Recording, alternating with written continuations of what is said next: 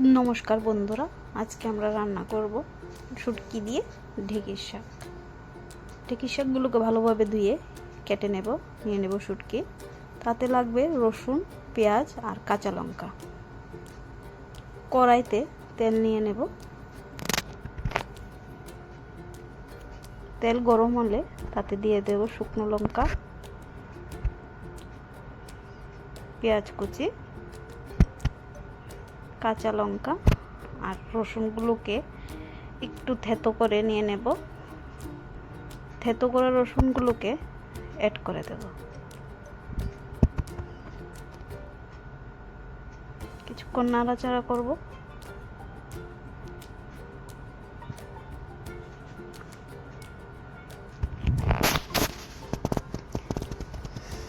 Add করে নেব শুটকিগুলোকে একটু ভালোভাবে ভেজে নেব।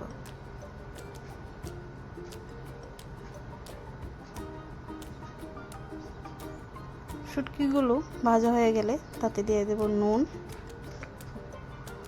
হলুদ, আবার একটু নাড়াচাড়া করে নেব।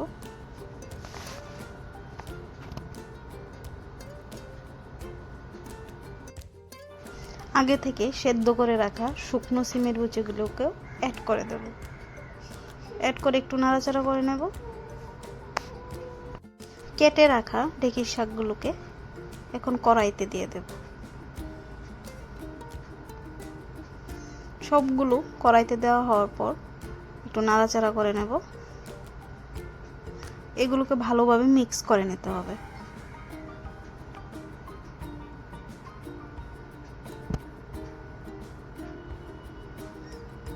কিছুক্ষণ নাড়াচাড়ার পর দেখবেন ঠিক এই রকম পরিমাণে চলে আসবে। যতটুকু দিয়েছিলাম তার থেকে অর্ধেক হয়ে যাবে। এরকম দেখতে হলে নামিয়ে নেবেন।